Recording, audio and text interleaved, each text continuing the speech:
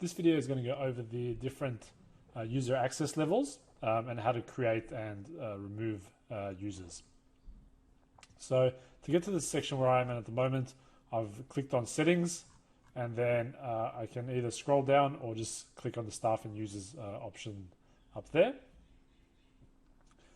And then it will take me to this table in here where I can manage my current users that have access to the student management system. So we've got, you can see at the moment I'm logged in as admin, and that's the top user in there. And as the admin, I have access to everything. So I can go into the dashboard, the students section, and I can see everybody's students. And I can remove courses and add courses and change the credit payment details. So all that the administrator has access to. So they've got full access to it. So depending on your business setup, you probably don't want to have everybody under an admin user access because then that means they can change anything. You probably want to create some other access levels. So if you've got someone that you want to be able to view the courses, make some edits to the courses, and print out certificates for students, the access level that you want to assign to them is a teacher one. So we're going to create one of those now, and we're going to put the username as just teacher, just as an example. Obviously, you can put whatever the person's actual name is.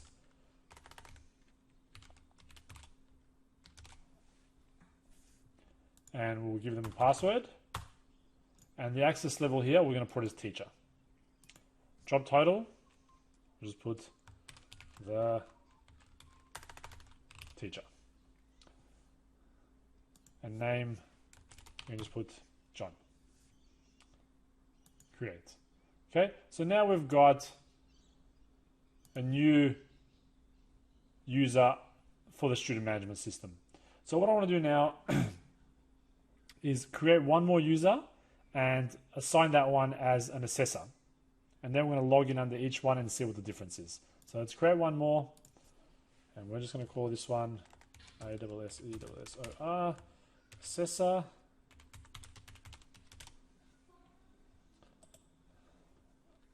Give this one a password as well, and we're just choosing assessor.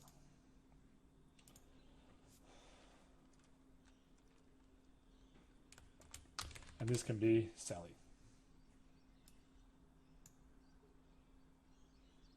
Okay, so we've created two new profiles. And one of them is a teacher, and one of them is an assessor. So we can see here, once again, that as an admin, I've got access to every single one of these tabs. What I'm going to do now is log out and log in as a teacher. So we're going to change. And remember, the username doesn't have to be teacher. It can be whatever the person's actual email address or name is. I'm just using teacher here just for the example. So we're logged in as a teacher. And you can see as a teacher, I have less tabs on the left-hand side over here. I don't have the settings one. I don't have the option for the zero configuration. And when I click on the students section in here, you can see that I've only got one student. And that's because that student is actually assigned to me. Okay, so if that student was not assigned to me, then I would have no students in there. As a teacher though, I can go down here and I can still print their certificates. Okay, still allows me to do that. And I can still email the certificates. And I can go into the LMS and change some of the course content and material.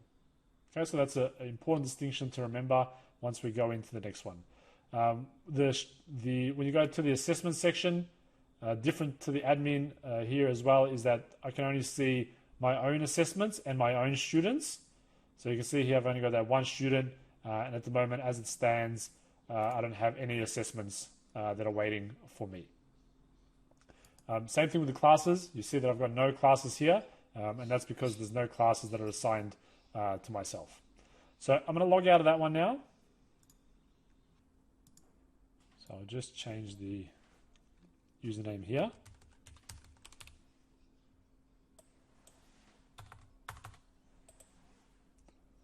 And you can see on the left-hand side here, let me just get rid of this window. You can see on the left-hand side here, I've got only 3 tabs that I can go to. So it's decreased from the teacher one that we saw before. And if I go into the student tab here, you see that I've got a different student to the previous one, because it just means that this student is assigned to me as an assessor. And the other thing that's worth noting is if I go down to the enrollment section here, you can see that I don't have the buttons to print the certificates as an assessor. So this is a person that you want to have access to the students. You want them to have access to the information and be able to edit the information, but you don't want to actually have them printing certificates or anything like that. So it could be somebody to a third-party organization, or just somebody that you don't necessarily want to have access to print the certificates from here. So the LMS is obviously not available to change if you're logged in as assessor as well. And then when you're going to the assessment section here, you're only seeing your own students. So you can see with this one that I've got a few that I need to mark here. And when I go to the students overview, I've got my 1 student in there as well. When I go to the classes section, you can see there's none that are assigned to me. So therefore, I won't see anything in there as well. So I'm just going to log out and log in back as the administrator. And you can see in here when I go to the classes section as administrator, I can see all the classes that are currently assigned. And in this case, it's only 1. Whereas the other 2, when they were logged in, they couldn't see neither of them. There is one more type of user, and that's guest. And that basically allows them to, if you've got a guest one, that's if you're going through a compliance audit or something along those lines where you want a person to have access to see the information but not be able to change any of it, then you put their user profile to guest.